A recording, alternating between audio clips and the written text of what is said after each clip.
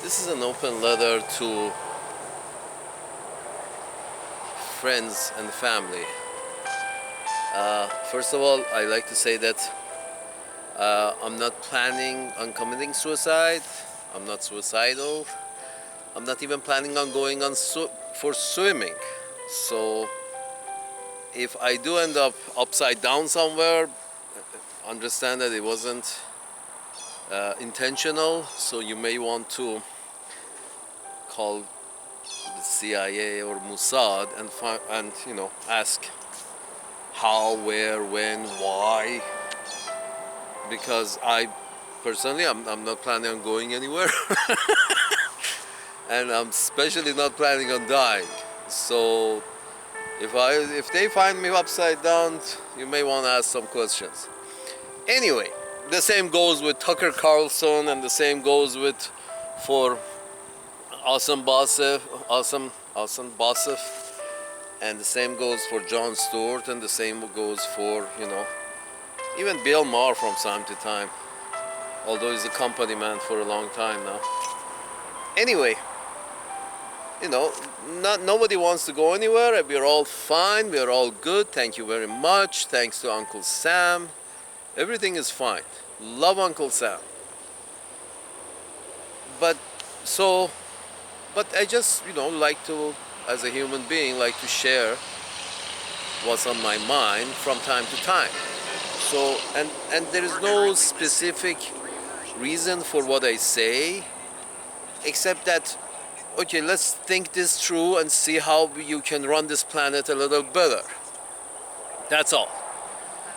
What my input is specifically aimed at, okay, you got a fucking planet, it's a nice place, let's see how you can run it better so less of your own humankind would die. Less dying is much better than more dying. Do we agree? Do we agree on less dying is very, it comes right up there. Less dying is very important. That's, more dying is bad, is worse. If we can get to there, if we can agree on that, I think, something can be negotiated. And that's, if I say anything or I make any videos or I say anything, it's not to, oh, here, follow me. No, I could be wrong. I'm often wrong, but it's not more like follow me. It's more like, have you thought of it in this perspective? For example, regarding Sharia law, this is the open letter. Have you,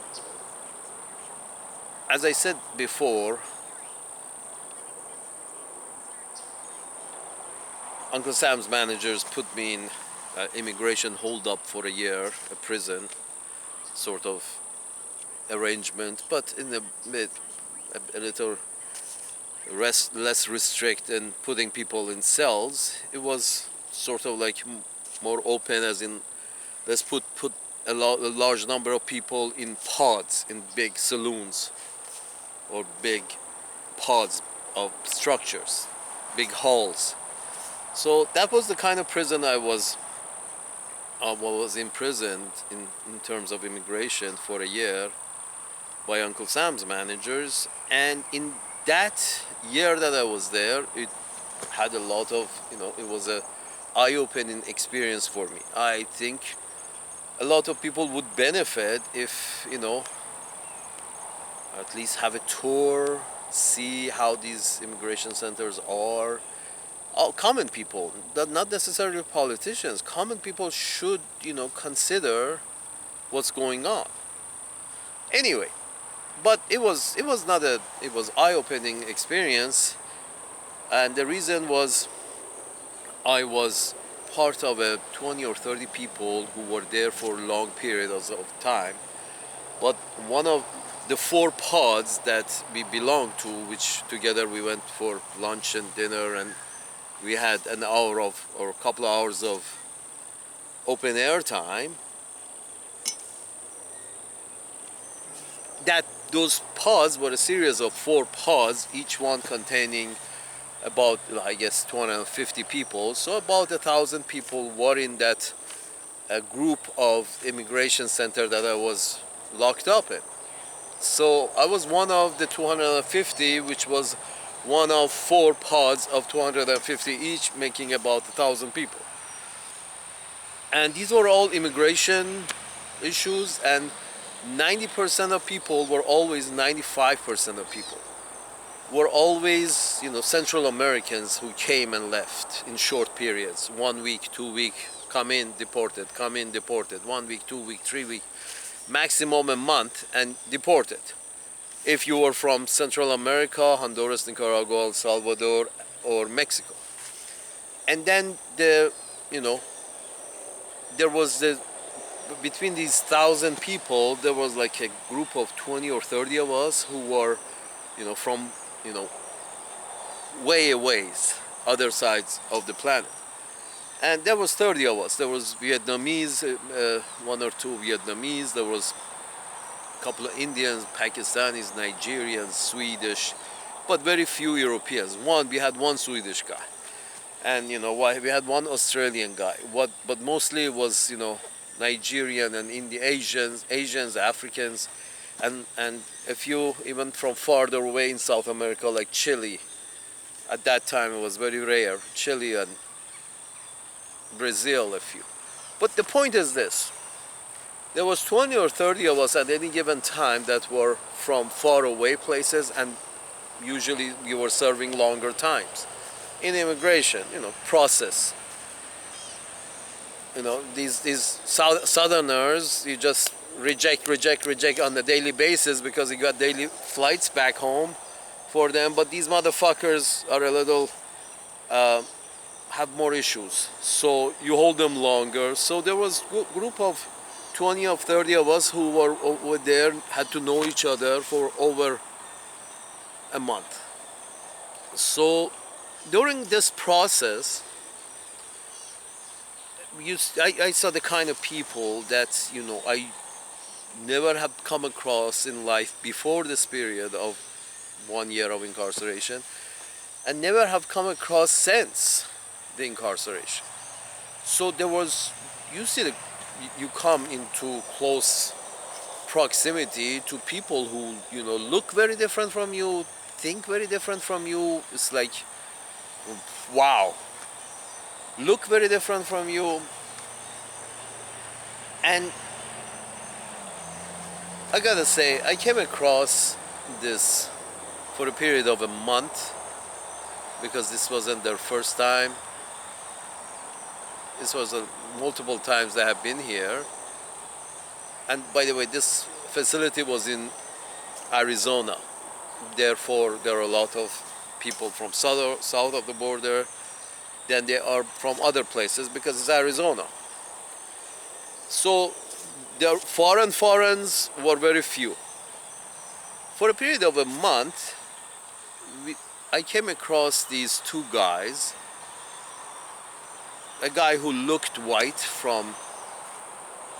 when you looked at him, a little odd white, but still white, European facial features, but the rest of the body European complexion. He even had a box cut with straight hair, but then the cheekbones were a little higher than they should be, a little wider than they should be, and you knew there was something odd about the guy. He's white, but there is something odd about him. And then there was the black guy. These 2 came in together, left together. Basically, they were buddies. But the black guy also looked very black, North American, but a little odd again. The head was a little too round, circular, and looked at the eyes were a little tight. So slowly we learned during the month that these guys were with us that obviously what's going on. These guys were born in Vietnam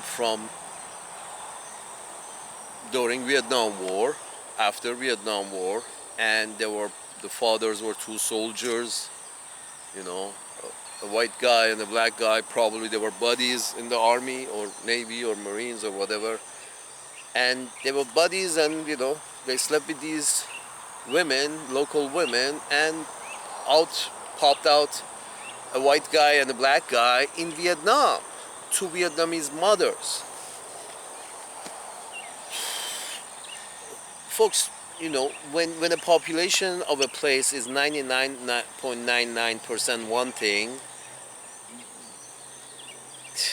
they're comfortable being what they are. They don't recognize outsiders, and they're very suspicious of outsiders. Therefore, they reject children who are obviously from outsiders. So just this is the way they are. Yes, they're wrong. I don't want. I'm not here to say right or wrong. This is how you're designed as one creatures of this planet. All these animals. You're also one, and zebras recognize only zebras as zebras. If you don't have the stripes, you're not one of us. It's a very old understanding. So these folks born into Vietnamese mothers, but they look obviously, distinctive feature which makes them look very non-Vietnamese, and especially the complexion, and the population of Vietnam, which is 99.99% Vietnamese, obviously rejects them. So you could tell in their faces from the way they looked at you that this motherfucker has had a hard life. Real shitty life. A few teeth missing, and cuts and bruises on the face, and very, very, very, very passive aggressive, just to hold people in the distance, because they haven't seen any good in people, because they were born out of place. Now this is an example of a place that is very exclusive on planet Earth. It should be left exclusive. Yes, they may have some kind of fucking laws that I don't understand and you don't understand, but they should be left exclusive. Because they are exclusive. It's when you're 99.99% whatever, that's what you are. You don't want any more, and you don't want inclusivity. Inclusivity scares you, and then you start running away from globalism. From forming some kind of international union, because you want your land, but wanting your land, but also want to be part of international union. They don't want to give up their lands. When you try to force inclusivity on them in Vietnam, for example, or in Norway. In Vietnam, you went and forced inclusivity on them with all these children that you left behind, and all the scars that you left behind. People don't forget. They're still suffering from Agent Orange. So, this idea that, okay, yesterday we were enemies, but today we are friends, let's kiss and make up. They still got, Agent Orange in their genes. The population, I'm not saying they're representatives, especially if their representatives are democratic, democratic representatives almost never represent the public. These democratic representatives almost always end up being representing the rich in a democracy. Because, if the rich can buy the king, they would buy the king and tell the king what to do. That's very simple. Either you have a king that is richer than everybody else and, can make fair decisions, or if these politicians, that the head honcho is, paid for by the rich in terms of advertisements and accolades and whatever need to be done. If the rich can buy them, what is this democracy then is about? Maybe the kingdom is better because at least the rich are not buying the king. They're not buying the kings out. You see what I'm saying? Or dear leaders. I'm sorry, but at this point, Korea makes some kind of sense. The guy is above wealth. He's got a lot. He's got everything at his disposal. But at that point, you may want to think that the guy would also want independence for his people. Now, is that so hard to accept that maybe some people want to have independence, like the Redskins also in North America and South America? The Redskins wanted independence, but they couldn't protect their independence. That was the problem with the Redskins. They couldn't protect their independence. Now, does it make sense for Europeans, white people, telling the rest of the world that, no, we can't trust you with nuclear weapons? Because with nuclear weapons, they can protect their independence. With nuclear weapons, they can, but if they don't have nuclear weapons, and as we saw in case of Libya, Iraq, they couldn't protect their independence. Right now, Libya, for example, it's got, 4 different factions that are protected, fed, armed by different countries. So basically, Libyans don't have no more independence. Libyans lost their independence to like 4 or 5 different countries now, who are backing different factions on the ground in Libya.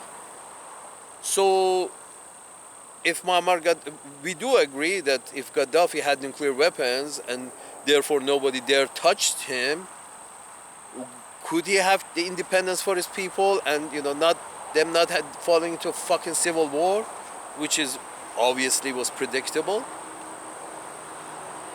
Because they're North Africans. It's a it's a rigid form of aggressive, regressive people who we used to be. That's the civilized world used to be exactly this. They evolved, but you don't help them evolving by throwing them into chaos. Like in Vietnam, everywhere that the idea is we are going there to fight for the freedom of the locals. This is their sentence. We are going there to fight for the freedom of the locals. I'm sure the same thing could have been said about Europeans telling about the Indians of North America. So sort of like we are going to give them freedom. They're enslaved by their tribes. We are going to give them freedom. These tribes, their laws are very savage. Here is how a British cocksucker would have said with regards to the Redskins. These Redskins in 1500s, in 1600s, these Redskins are savages. Their laws are savages, so therefore if we attack their tribe is because we want to free the tribal people from the unjust laws of the chief of the tribe. That can be said, right? Sort of like, I'm going in because that chief of that tribe is very unjust. I'm going to free their people. I'm going to kill kill the chief of that tribe, the Redskin, in North America, in Central America, in South America. I'm going to kill the chief of that tribe to set his people free. Because I hear he's very unjust. You don't accept that, do you? Sort of like, they're fucking Redskins. They got their own laws. Yes, it's very shitty laws. I understand. But it's their laws. If they want, they can immigrate out. Let the percentage that doesn't, without sanctions and embargoes, without sanctions and embargoes, if the chief is very unjust and people start fleeing that country, then we give shelter to those who want to flee. We give asylum to those who want to flee under normal circumstances. We don't attack them, we don't bomb them, we don't sanction them, we don't embargo them. After we allow them all of this as an international community, if still some of their people want to come out and immigrate to other parts of the world, we accept. Under those circumstances, you may get 0.0001% of any population of Earth at any given time. Under those, for example, Iraq. Let's say Iraq wasn't under 20 years of sanctions and 20 years of war and occupation. If this wasn't in place, those sanctions weren't in place, you would have 0.001% of Iraqis leaving Iraq and becoming immigrants, illegal immigrants or legal immigrants to your country. The sanctions and embargoes and wars and dropping bombs on them and whatever forces the population to leave that destabilized piece of land. And where do they go? To your land. So if you don't bomb them and you don't cut their economy and you don't try to strangle them, if you don't do any of that, maybe you get 0.001% immigration from that land to your land. So no worries about Sharia law. If you're getting 0.00001% of the people, the people who couldn't live in those societies, they had political ideas, they didn't accept gays, they leave the country. You give them immigration, they have a different religion from the locals over there, they're minority, and it gets a little tough, a little rough. So you accept them as refugees. That makes up 0.0001% of the population of that society. That immigrates out for one reason or other, political or whatever. And those who leave that shithole under such circumstances, that means peaceful coexistence, even those who leave, they're not in love with the Sharia law anyway, because they're leaving the Sharia place. So you shouldn't worry about the 0.0001% of the population of that country that lives under normal circumstances. Example, you can say Saudi Arabia. Saudi Arabia has got very shitty laws. Very shitty laws. But it hasn't been under economic sanctions, embargoes. It has been dealt a, more or less fair hand. What is the result is what is the immigration of Saudi Arabians out of that kingdom with those restrictive, shitty laws in your perspective? In your perspective, it's very restrictive, shitty laws, the laws of Saudi Arabia and many other countries like Saudi Arabia. But still, with that shitty laws and shitty leaders, but if they're left alone, you see very little immigration out of those countries. As I said, those who have issues, they're political, personal, whatever. And those people usually don't bring Sharia law with them because those people flee Sharia law themselves, are fleeing Sharia law themselves. When you get Sharia law in North America and in Europe, is because you forced a couple of percentage points of their population out of those countries in the Middle East forcefully, under severe circumstances. You have bombed them, you have, sanctioned them, you embargoed them, you don't do business with them, and you're not friends with anybody who does business with them, or you break friendship with anybody who does business with them, then a lot of their people come out, flee out. The people who don't have any problem with Sharia law, they just can't feed themselves, or they're scared of their life, so they leave. Those are the core population. You don't want those because they have got Sharia law. They do. They weren't uncomfortable with the Sharia law. They were uncomfortable with the conditions because of war, embargoes, and sanctions. So it wasn't the Sharia law they were fleeing at those people. It's because of embargoes and sanctions and wars that are brought upon them in the name of freedom.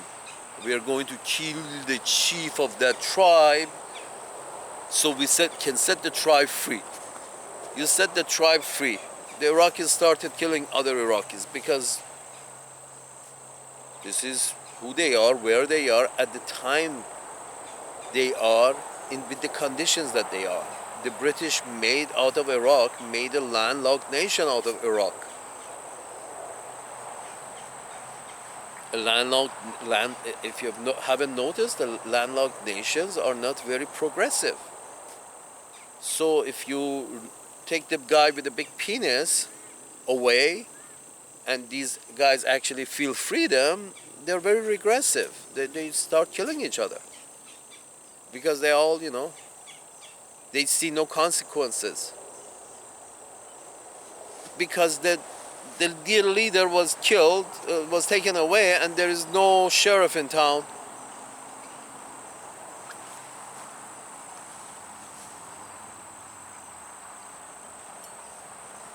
So, a couple of 100,000 Yazidis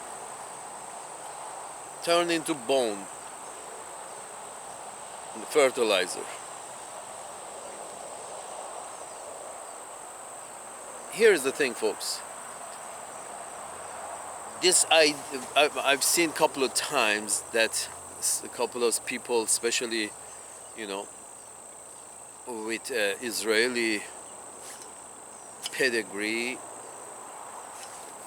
have made some comments or memes, put up some memes, made up some comments that, if we don't stop these Islamist motherfuckers here, they're going to bring Sharia law to Europe and North America. So basically, our fight is your fight.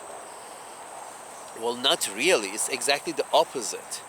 If you stop fighting them over there, they will not come out of that shithole into my neighborhood. If you stop fighting over there, so many of them would not become refugees and move into my neighborhood. And they're not going to be happy, neither there nor here, because you kicked them out. Here's the thing. And then Mr. Rubio comes out and says, if anybody here protests our policies, we're going to throw them out. Or, twist their arm and, fuck them up the ass. But the point is this. It's not going to solve the problem. It's not going to solve the problem, because the problem is that the more you squeeze the toothpaste over there, the more of it comes out over here, unless you're planning on throwing them into the ocean. You see, these are the same people that, they have grown up under Sharia law.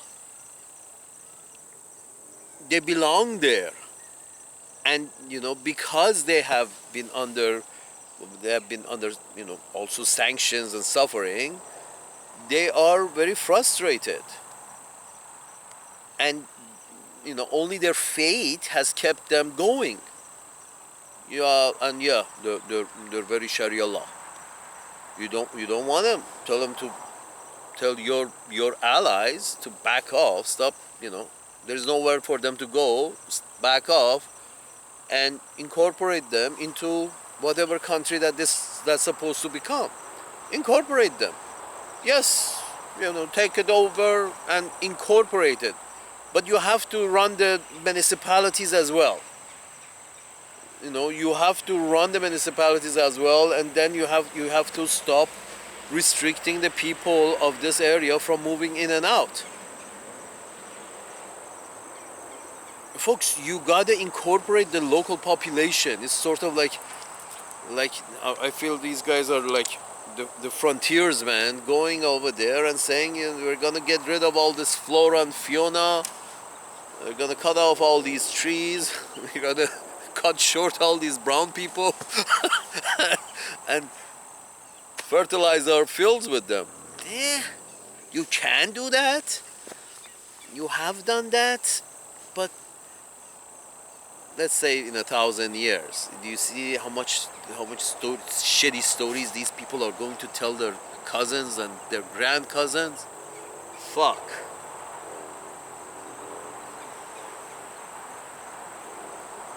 Here's the thing, folks. Regarding these Sharia law, I told you the example of those Vietnamese kids who these kids were born in Vietnam, grew up in Vietnam, in that educational system, in very harsh environment because of, as I said, its countries is very homogeneous. Okay. The country being very homogeneous, 99.9%, they don't accept outsiders. These guys had a rough childhood. So they grow up with a mother who's obviously everybody points at as a prostitute and a non-present father. So they grow up, and then they reach 18, and then they run away from their mother because, obviously she's not doesn't have a good name. The kid doesn't want to associate anymore. As soon as they can run away, they do run away. So at 18, these two go to the American embassy and ask Uncle Sam's managers to, visas to go see their father. And forget about visas. Hey, I should be a citizen of your place, shouldn't I? I was left here by one of your citizens, And obviously they cooperate and they give him a visa. Gave them visas or green cards. But unfortunately, after landing in Uncle Sam's land, although they had the right to work, but I mean, two guys whose first language is Vietnamese, they look American, more or less, but neither a black guy is a black guy because when he opens his mouth, even when I saw them, they were like 30 years old. So they came from 18, and they were maybe more than 30, 40, between 30 and 40 years old. So they obviously they had come around 18, and they've spent the last 15, 18 years, 20 years in Uncle Sam's land. And it makes sense that it's 40, 50 years after the Vietnam War. At the time was 2005. So these guys, forgive me if the numbers don't match, but this is my grasp of the situation. So these guys land in Uncle Sam's land at age 18 with a smile on their face, but nobody rolls out the red carpet. They go in, they speak English, a little English that they know. They speak it with a Vietnamese accent. One guy looked white, but he wasn't really white. As soon as he opened his mouth, you understood that he speaks white with a Vietnamese accent, and the black guy spoke white with a Vietnamese accent as well. So they fit nowhere. They couldn't be hired in the corporate America, at least not for any well-paying job. So a lot of tattoos and a lot of fights and a lot of, under the table kind of work. Just friends, and getting beat up a lot and getting caught a lot. So the idea was these guys were basically, Vietnam didn't want them back. And, every time, and they weren't citizens because they got into trouble before becoming citizens while they were holding their green cards. And once you get into trouble while you're holding green card, they won't give you citizenship. Okay, so these guys never got their citizenship. They had green cards. But then every time they commit a criminal act, they take away their green card. They have to go through this process of, they don't have a green card. They already taken their green card. But the process is these guys have to go to the immigration holding center. Another try has to be made to send them back to Vietnam.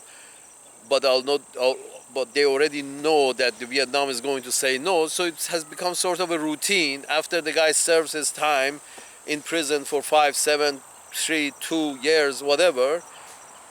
If he has an immigration issue, he also goes and spends a month or two in immigration holdup because it's the process, and then it's released until he can, until the fictitious day that he can presumably be deported, because Vietnam doesn't want him back, especially because he's half American, and and because he has already shown that he doesn't fit, so he commits crimes to be able to feed himself, because he doesn't fit anywhere. When you don't fit anywhere, committing crimes to feed yourself becomes an option if you don't fit in the cookie cutter society, in the cookie cutter jobs of the society, available jobs of the society. So the point is this: the reason for these guys' rough existence, which I'm sure neither one really wanted to, if they had an option of not being born, they would have preferred not being born.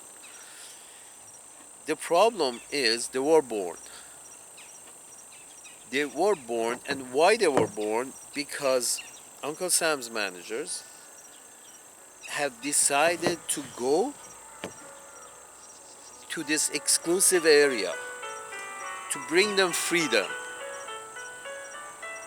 to bring the locals freedom. They put their finger on a very exclusive area, and they said, no, we're going over there to bring them a new form of economy. It's called capitalism, and they gotta have it. And with capitalism, they will have freedom. So we're going over there to provide them with freedom through economic capitalism. It's a great system. We have it, they should have it too.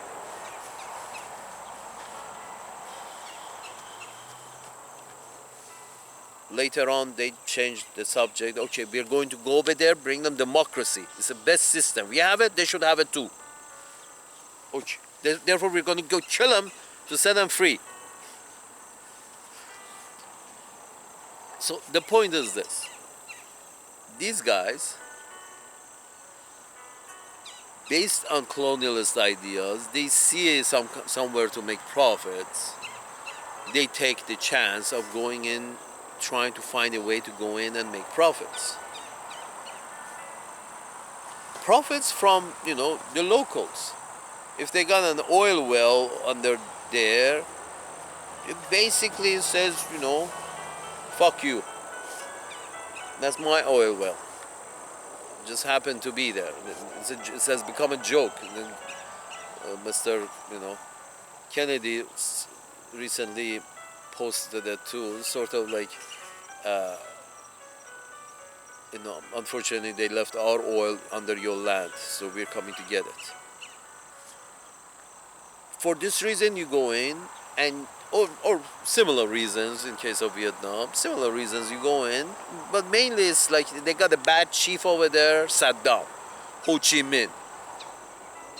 They got a bad chief over there, we're gonna go kill that chief and set the tribe free. So, okay, they kill the guy and set the tribe free. There is a civil war follows, because the tribe doesn't have a chief, and now there are many people want to assume that job.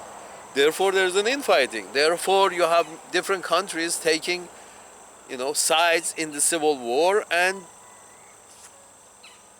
what was the point? Again, freedom. Here's the thing, folks, about these Vietnamese folks, these two kids, these two men. These guys shouldn't have existed because certain places on this planet are exclusive. Neither Vietnam should be forced to accept as guests North American soldiers, nor Finland or Hungary should be forced to accept, the result of your invasions. It's sort of like North America and, Washington, New York, London, and Paris decide to go somewhere to bring some freedom to somebody, and suddenly an exclusive land such as Finland has to take some of the locals from there, accept them as what? Yes, this is a very exclusive country. I'm sure that even the guests don't want to be there. It's a very exclusive country. Finland, Norway, Sweden, Japan. It's very exclusive, and they should remain exclusive in order to, in order to study, in order to preserve that exclusivity is very important, because it has some roots. It's important to study, keep and study. You don't mix it up with North Africans and Middle Easterners. Why? Because you decided to invade them and make them homeless and refugees, and these guys jump on life rafts and end up in Europe. And if you end up in North America, okay, North America from the beginning, my pink-skinned friends came in and made a colony and not invited, some dragged and somebody invited. My European friends, my pink-skinned friends dragged some and invited some to the party in the Americas, north and south. Anyway, however you got to the party, North America, Central America, South America has become inclusive. But, most of the old world is not inclusive. Now, Israel is another part that is inclusive, because so many people have so much history there. So you have inclusivity now from, the tip of Canada to tip of Chile. That's understandable. That's understandable. And a few places in the old world, like Egypt, like on the other side of the canal, Israel, these places also have been inclusive for a long time. That therefore you have, some very old religious Christian minorities in Egypt that they should be preserved, not exterminated in a war. They should be preserved and studied. In Egypt, very old Christian sects, like all over Middle East, very old religious sects. They should be preserved and studied. You don't sanction them, you don't try to eliminate them. In certain places, they have to be inclusive. Egypt and Israel and Lebanon, because of their history. But other places that are exclusive, like Norway, like Sweden, like Finland, like Japan, like Vietnam, like Burma, like China, these have been exclusive. Should be left alone. And the problem with Israel is exactly the opposite. Opposite of Vietnam. In Vietnam, you went into a very exclusive place and you forced inclusivity, and now they raise white and black childs in Vietnam. They forced inclusivity on them that they didn't want it, therefore it caused a lot of pain. You want to force inclusivity into Vietnam. No, Vietnam has to be part of the empire. If not, we're gonna, force your population to have our kids.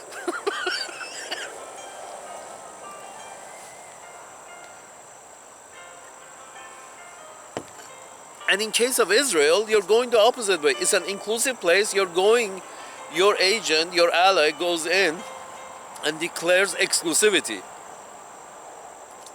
You go over there. It's an exclusive place. You try to make it inclusive, causes a lot of pain. Vietnam, Iraq, and then they're very exclusive places. You try to go make them inclusive of the empire, of white people from Europe. corporations from northern hemisphere, whatever reason there was, or all of the above. But then, so those exclusivity you want to break, but this exclusivity in terms of Israel, that only people following this religion have the right to rule this land, this exclusivity you're trying to force in a very inclusive land. So a lot of those people who don't fit the criteria of being an Israeli citizen, a lot of those people, those round objects who didn't fit in the square hole, have to leave that land, go to Europe or North America, and they've been rushed out of that land. And they have the whole history, mythology, language, food, culture,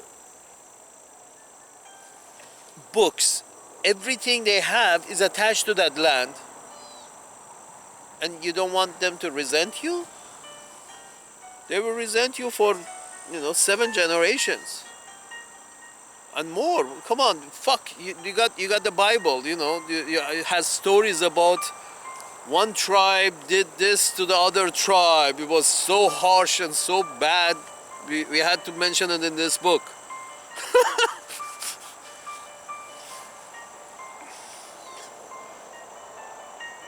Folks, you really don't have to go through this. It's if you follow a very simple rule. Some places have to be kept exclusive. If you look at them and 99% of the population is of one thing and they're following one ruler, try to make deals for that with that ruler, whatever their form of government is. Just like Saudi Arabia, in that case you don't get Sharia law in Chicago because most of them fit the round objects, they fit in the round hole, so they'll stay in their shed hole. Why you may get them in your land if you invade them, or if you bomb them, or you sanction them, you force not only those objects that don't fit in the right hole to leave under normal circumstances, but if you force them out of their land, you're importing their culture with them. Sharia law is part of their culture.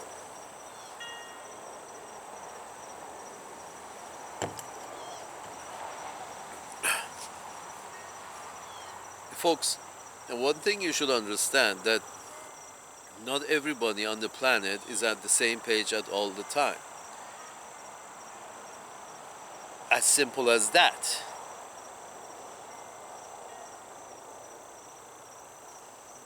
Not everybody is on the same page, and the idea that everybody should be on the same page, and read exactly what we are reading on the page, that's just a silly idea, because they have their own culture, they have had their own culture for a very long time. So yes, some of their laws might seem harsh. They are harsh. Sharia law, shitty law. I was there. I'm a witness. Shitty law. But then, if the people are shitty, you need some harsh judgment in order to keep them off each other's back. So harsh laws are for harsh people. That's Sharia law. What do? You leave them where they are. You don't decide to bring freedom to them. You don't decide we're going to cut their bread until they accept our form of government. No, maybe they don't want it. Maybe they don't understand it. Maybe they're rough people. They don't wait for each other to finish a sentence. They start kicking and screaming as soon as you open your mouth, because you're not, singing to their tone. And this is more or less accepted in the society as a norm. But again, the society can function if everybody remains on the same page and you don't remove the leader. If you don't touch the system, the society will get along. Okay, just feed them and accept a few that don't, that a few 0.00001% of population that for some reason don't fit in that round hole, you accept them as refugees, and they, believe me, they don't bring Sharia law with them because they're running away from Sharia law themselves. That only happens if you treat every country, allow them to have independence, and treat them nice. Don't embargo them, don't sanction them, don't attack them, and include them. In case of Israel, allow, force Israel to include the brown people who are part of the flora and fauna of the land. They're brown and they're Muslim and they're part of the flora and fauna. Okay, deal with it. You're forcing an exclusive system in Israel in a very inclusive piece of land. It has been inclusive for the past 2,000 years, more or less. Yes, the crusade and all of that shit show is because of some people try to make that land exclusive. All the shit show involved with the crusades and the Muslim attack and the Christian attack and this attack and the other thing, it was all because some people decided that they want to have this piece of land exclusive. Folks, you're in 21st century. It's 2023. Soon to go to 2024. You still haven't got it? That piece of land is very inclusive. Has to be inclusive. It should be, therefore, it should be run by a very secular government, very secular government. So nobody gets offended. The same government, I might add, that Uncle Sam's managers rightfully have decided to implement in North America. The government that is secular. So other religions they don't feel left out, because you have a minority of a lot of religions. In order for those people not to feel left out, even minority in terms of Christianity, there are like fucking 20, 30 different branches of Christianity just by itself. For them not to feel left out, you declare the government is secular. Understandable, very wise. Because it's a very inclusive environment, North America and South America, because of its history. But so is Egypt and Israel and Lebanon. Let them be inclusive. Lebanon and Egypt don't have any problem with being inclusive. There's Christians fucking living in Egypt. There were Christians living in Iraq and Syria. Until you try to set them free, they had to run for their life.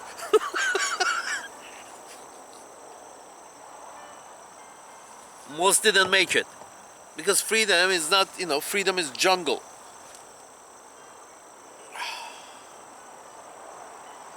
Here's the thing, folks.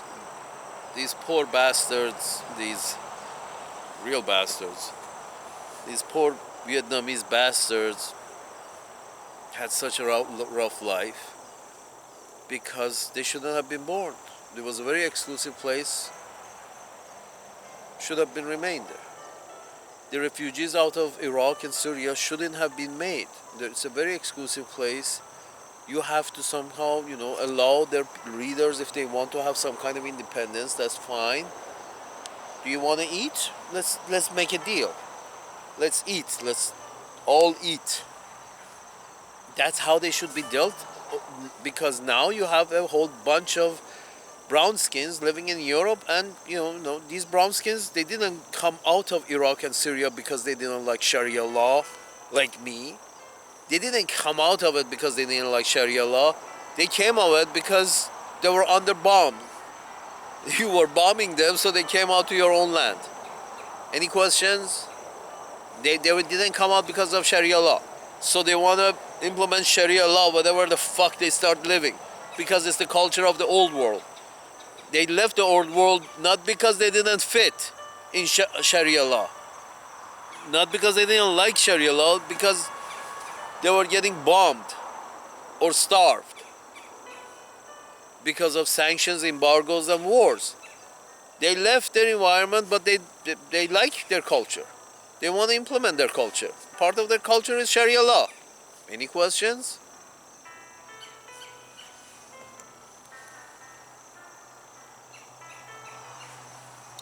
And you're creating refugees out of Palestine because you want to make an inclusive land exclusive to the Jewish people from Northern Hemisphere.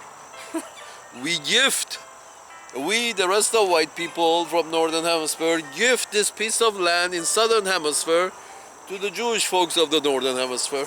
Here, go live over here. The sun is much better. You get much more sun.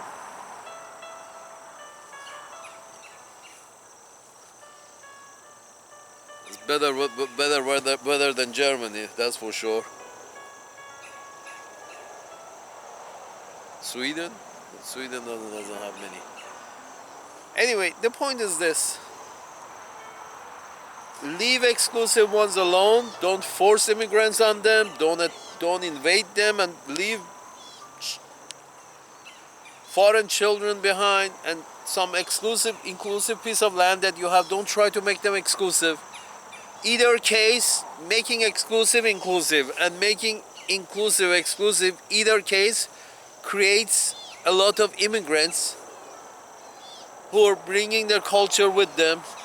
Whatever the shit their culture is, they're going to bring it with them, because you're expelling them en masse. Suddenly, 1, 2, 3, 4, 5% population leaves. You're forcing them out in these numbers.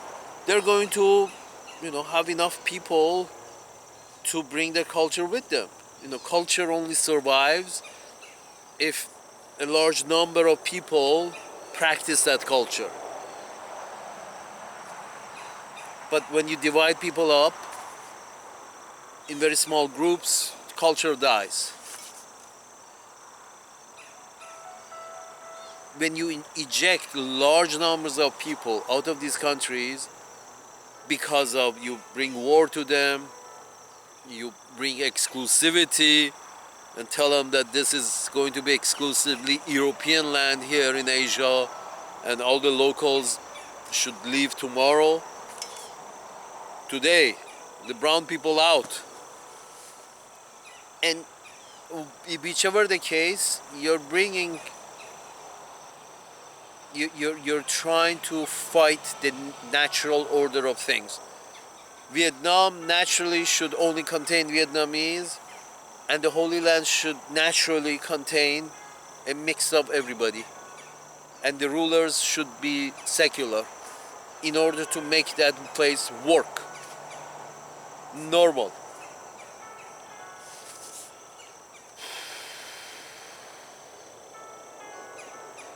Yeah. If you leave them alone, the Sharia law will remain there, just good for studying. Leave them alone, and we don't have to deal with Sharia law. Not me and not you. But leave them alone. Just leave them alone and, just send your scientists over there to study the motherfuckers.